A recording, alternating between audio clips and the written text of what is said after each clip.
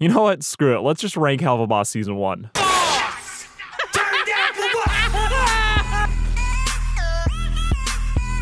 I don't know if y'all realize this, but it has been 3 whole years since Helluva Boss Season 1 started. Am I cheating by a few months? Sure, of course I am. But after a very understandable delay on account of legal bullshit, we finally now have the first full season of Spindlehorse's Helluva Boss, and it surpassed all of my expectations.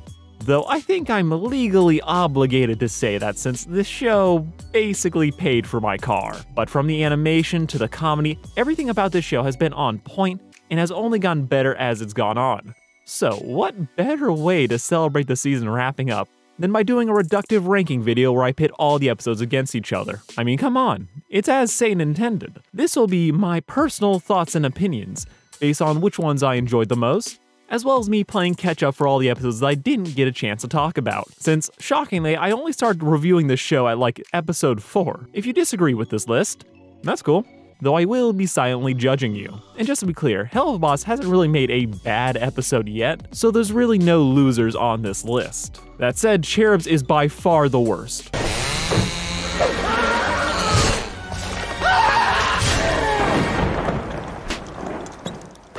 Funny to think that the first episode I ever talked about was the one I ended up liking the least. Maybe that's something to do with the 3,000 comments correcting me on a gun I didn't care enough to look up, but on its own, I definitely think that Cherubs is the weakest episode out of the bunch. The comedy is still on point, with the juxtaposition between a group of angels trying to show an evil old man the beauty of life, versus the imps telling him to just go ahead and die already. The jokes just land. They hit so well. The shock value of seeing something wholesome be ruined will never get old to me, with the shootout at the end being a violent extravaganza, with the M&Ms finally proving that they are couple goals, and not to mention Millie's best line in the entire series. So why don't you shut your trap, you judgmental cotton candy tit-having bitch? This episode's one where I feel like the sitcom inspirations of Helluva Boss feel the strongest. It's a fun one-off adventure where we get to watch the imps just dick around and mess with some holier-than-thou angels, while also trying to convince a man who definitely deserves to die on account of experimenting on the poor, and we just get guilt-free fun. Cherubs is, in my mind, the perfect baseline episode of Helluva Boss. It shows off all the comedic and visual strengths of the show. However, while I enjoy it, I do think that this episode lacks the emotional hook that the other episodes have. As yes, Old Man Money realizes why life is worth living, only to immediately get flatlined. But no one has a really great emotional arc here. This episode is all comedy, and it's really good at it. But Helluva Boss for me is at its best when it mixes dark humor with sincere emotional moments, creating a nice blend that sets it apart from the other adult animated projects. I'm okay with an episode being quote-unquote filler, so long as it strikes that balance of making me laugh and hitting me in the feels just a little bit. Also, after maybe like 3 seconds of self-reflection, I think I'm ready to admit that the Cherubs are probably the weakest antagonists in Helluva Boss. Like, they are a great concept, like having this rival organization that Imp has to go up against. The fact that by the end of the episode they get fired and kicked out of heaven kind of robs the show of what I thought could be an interesting dynamic for the Imps going forward. But despite that potential, outside of Colin being the team bitch, these angels are pretty much interchangeable. They're basically PBS characters trying to teach someone a lesson, only to get dragged down to the Imp's level, and that's kind of just the standard deal when you have Blitz interacting with most people. So while I'm interested to see what they're going to do later now that they're fallen angels, based on how little characterization we get and how the concept of them is more interesting than their actual presentation, I could honestly never see them again, and I wouldn't lose any sleep over it. And if you ask me personally, I think half of the reason people lost their mind over this episode is our first real peek into heaven in the Has-Been universe, which is great for theory crafting, but it doesn't add a whole lot on its own. Especially since heaven and the angels are a concept that's probably going to be saved more for Has-Been Hotel than it is Helluva Boss, leaving us with just heaven scraps. The episode is still good, but I only ever really want to rewatch clips of this one, never the entire thing. Loopty and Lyle's bromance is great, there's some great jokes, but nothing they do here is really able to top the messed up opening of season 1. And speaking of which... Actually killing a family? No, don't be a puss, we're just killing a mother. We're ruining a family. Murder Family is solid. Does it peak in the first 2 minutes? In the morning on January 8th, the sun is out smiling. And it's your husband's birthday. Oh God, what have you done? She had a family. We could have had a family. naturally. But the rest of the episode is able to keep you perfectly entertained, as we watch a simple all-American family turn out to be a bunch of Buffalo Bill-style Satanists, plus Moxie's own reservations about killing seemingly innocent people cause him to keep getting his co-workers' way. This episode is just a fun mash of a bunch of different ideas, and it just perfectly sets up the rest of the series going forward. Helluva Boss throughout season 1 just gets better and better with each episode, especially from a production standpoint. What makes it even better though is how the show slowly opens up and gets to explore all of Blitz's just completely dysfunctional relationships. But you can't just kind of jump into that. So having the first episode just set up the rest of the show and each character's personalities, while it's not sexy, this premiere accomplishes everything it needs to extremely well. It tells you everything you need to know about the show going forward, from who the characters are to setting up the weird Stolas and Blitz hookup situation. Everything that will be important to explore later, it all starts here, with the rest of the episode being a fun, small-scale clusterfuck. The Psycho family is a great twist, with Moxie needing to suck it up and kill a MILF, only for his attempts to stick to his principles backfiring spectacularly. Moxie is easily one of the best characters in the show, as just in a place filled with hedonistic assholes, having him be the voice of reason and have standards makes him the perfect foil not just for Blitz, but for the series itself. While this episode is also able to give us a very good look at Blitz, who was able to thread that needle between being a sarcastic prick to actually competent. Again though, this episode is mostly just dumb fun. I could have this in the background for hours. It still doesn't have those great emotional moments that make the series stand out from the rest of the YA cartoon shows, as outside of the violence and cussing, from just the first episode standpoint, it's not breaking any new ground. Once you forget that this is an independently made cartoon. Though once you remember that, it does give you a whole new appreciation for the level of quality on display. From the action to the lighting to the backgrounds, this show is gorgeous, and you cannot deny that the show only gets prettier as it goes along. That said, and this might be its own video later, but I think it's telling that out of all the episodes in season 1, the ones that are closest to the alleged premise of the premiere are my least favorite. Helluva Boss as a show thrives in dark humor, exploring the dysfunctional mess of relationships that is its main cast. But I don't think I would care nearly as much about the show if it really was just about killing humans for butthurt sinners. As while the opening is great, I do think that this formula would be more limiting than it is rewarding. As with each episode, they basically have to introduce the sinner, you have to introduce the backstory, you have to explain why this person dying isn't too much of a bad thing. And all that just eats away time from the main cast, who are consistently the best parts of the show. And the sinners and the antagonists, while typically fun, can be a little bit hit or miss. And if we kept doing episodes like this, I feel like the show might have gotten too samey very quickly. So on the whole, I think the show made the right call evolving past this formula as quickly as possible. It could work if we had longer seasons. With the episode numbers that we have and the gap between episodes, they definitely made the right call, at least for me. That said, for changing the show, the pilot still slaps. To kill an actual child. That's what they're saying. Well, Christ on a stick, I guess there is a God. Yeah, you can go ahead and delete all those comments about me starting at number 9 in an 8-episode season. As well, yes, that might be true. I'm including the pilot because it is way too funny to not have in here. Oh shit! Sorry, I fucked your husband. The pilot for Helluva Boss is fantastic. It's basically one extended Brandon Rogers sketch, unhinged energy and all. While I'm not gonna pretend it has the most interesting plot, mainly because it barely has one, instead being more of a showcase for all the characters and the style of humor that the show will become famous for. In fact, most of the runtime is just characters arguing with each other and flashbacks to show just how unhinged and invasive Blitz is in all of his employees' life, establishing his desperate attempts to create a family unit out of what should be a professional business. Well, the show changed in a lot of subtle ways since they committed to making it a full series, with a ton of episodes that I like more. The pilot is still easily the most quotable one for me. You could have this episode on mute and I could remember most of the lines. When I'm lonely, I become hungry. And when I become hungry, I want to choke on that red of yours. Are you fucking filming us right now? You! What? What about me? Nothing. I don't talk to dogs. I'm a cat person.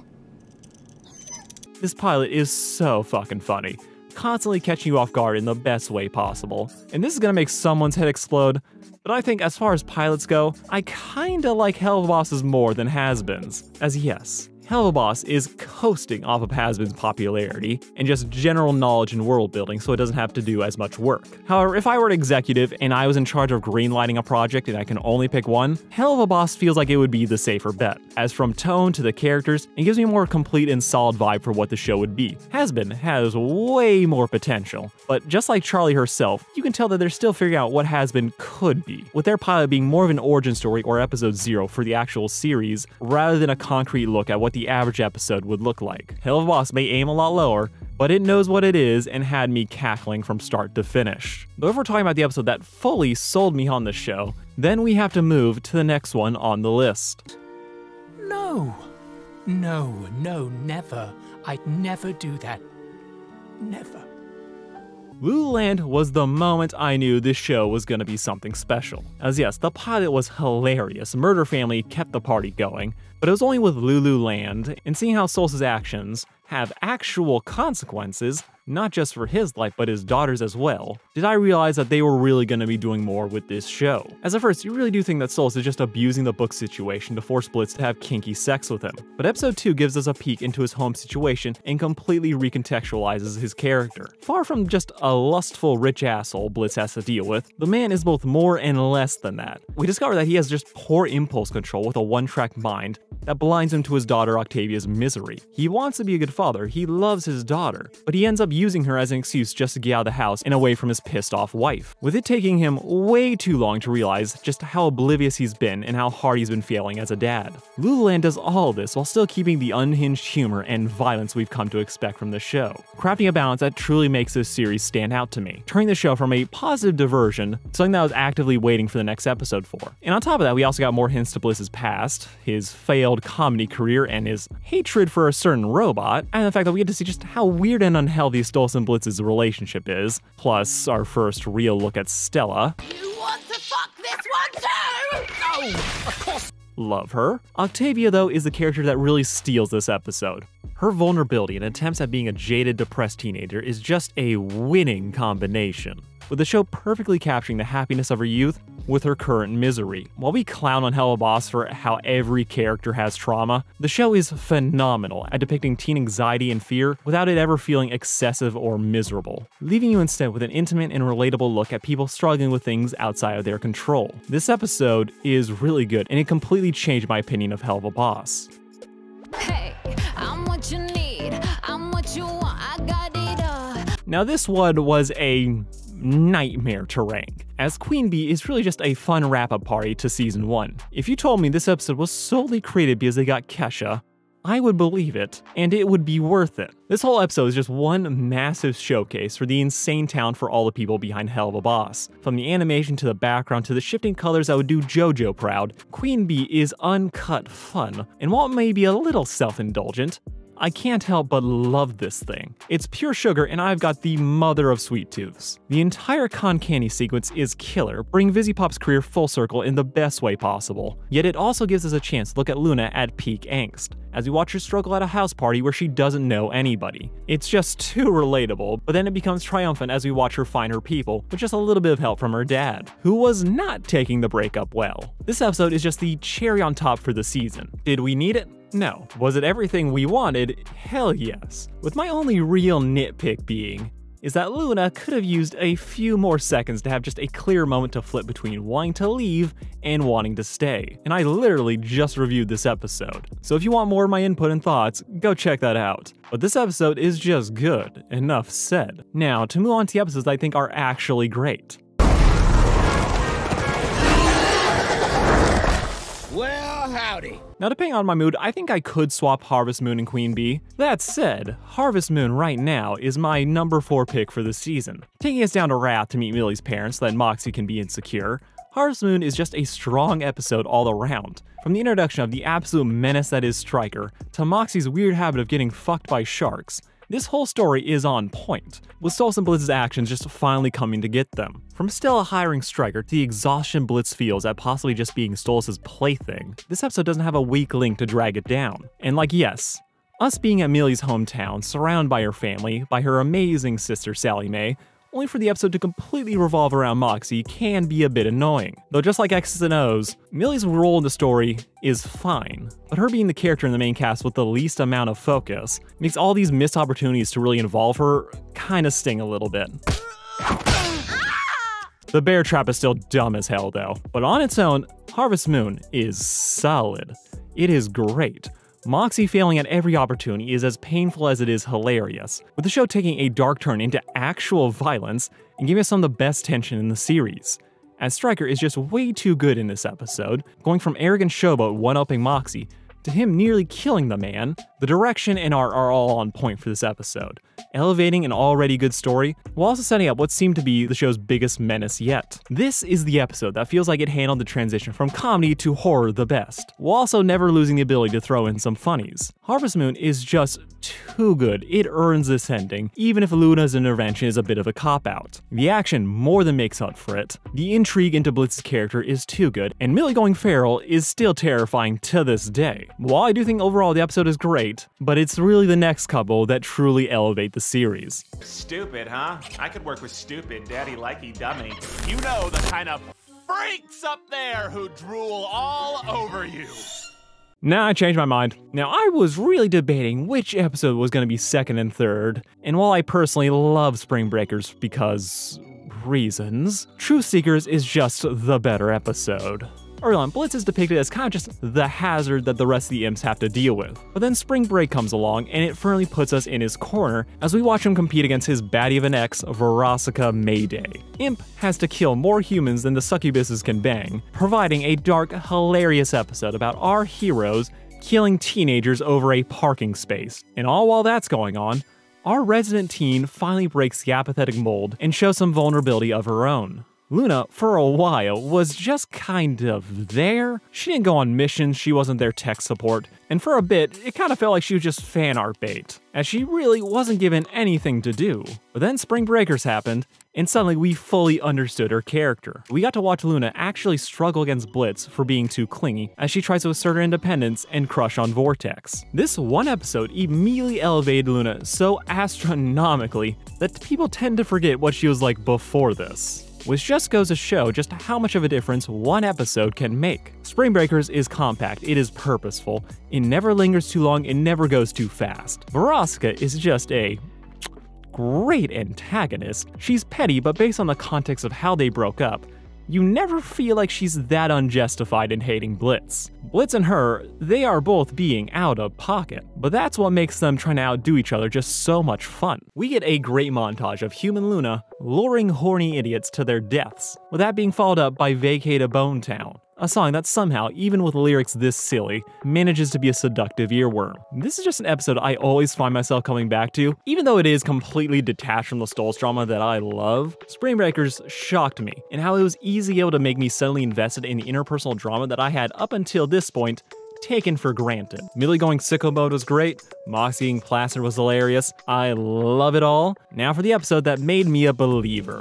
Want me to fuck your brains out tonight? Very much so. All right, but you're keeping quiet or I'm using those bear traps. I love this episode for many, many reasons. For starters, the fight scene at the end of Truth Seekers is just insane. There have been moments in the past where you could see the cracks in this show's presentation. Nothing too noticeable, maybe some stilted animation here or there, but then, as if to silence any doubts you'd have about how good this show can look, they bust out an insane 360-degree battle where everyone is just going ham. From the choreography to the creative kills and direction, the ending to Truth Seekers is one of the moments where you truly just forget that this show isn't a fully syndicated animated project. It looks so good, with every character getting a chance to show off just their own unique fighting style, making this whole sequence infinitely entertaining. It's the perfect, massive climax after an episode that emotionally ripped us to shreds. Yes, after being kidnapped by humans, Blitz and Moxie stalled for time tormenting their torturers, but only ended up getting drugged and tripping balls, leading to a fun dual musical sequence, where Moxie is in a Disney opera confronting his insecurities and tempestuous relationship with Blitz, all while the song seamlessly transitions to Blitz's subconscious,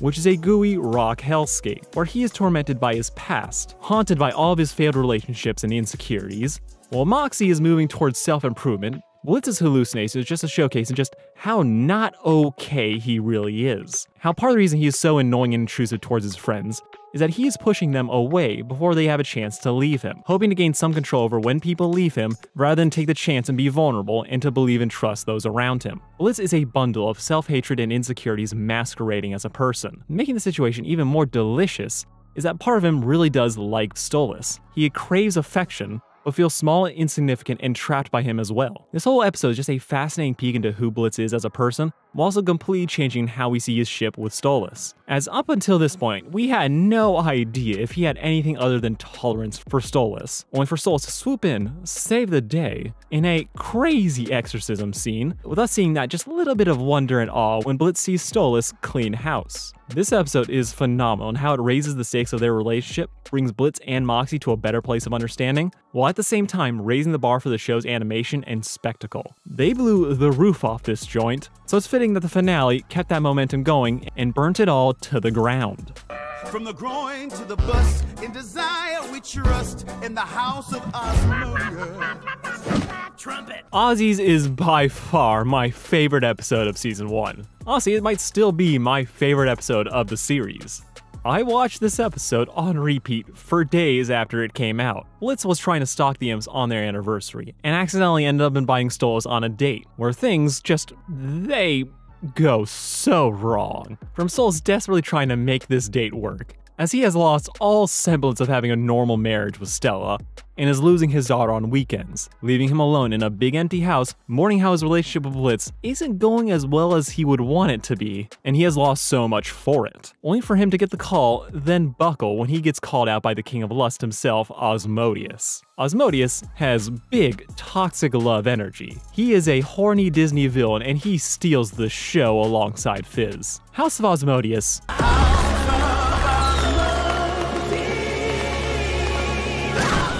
The song is perfect. The whole sequence is amazing. This is the new benchmark for every new Helluva Boss song. The club atmosphere and set design is so good. It's seductive, it's gaudy, it is overwhelming. Moxie's love song to Millie is beautiful in its simplicity, with the M&Ms just being the most wholesome couple in hell, even when everyone else are haters, with them putting Stolas to shame by comparison. The entire season built up to this episode, and it sticks the landing. It destroys Stolas and Blitz's relationship as we see all of Blitz's worst fears come true, leaving us on a perfect cliffhanger for season 2, as we just gotta find out how this will all play out. This is just an episode that I adore. It is everything that Helluva Boss excels at without feeling the need to kill people every 20 seconds. The melodrama is delicious, the music is amazing. Though episode 8 or 7.5 is the last episode, Ozzy's is the climax of season 1. And I wouldn't have it any other way. Helluva Boss at first just felt like the appetizer for Hazbin Hotel fans, something to hold us over until the real series came out. But as season 1 kept going, this show more than justified its own existence, as an unhinged comedy that knows how to hit you right in the feels. This season is a legend, and while some episodes are better than others, I'll never stop appreciating all of it. I'll probably do a similar ranking video for season 2, or just a bigger review depending on how the season wraps up. But to be kept up to date on all of that nonsense, you gotta hit subscribe, click the notification button, and just tell me how would you rank season 1? What did I get wrong? What was your favorite episode? Let me know down below. Love you all. Peace out.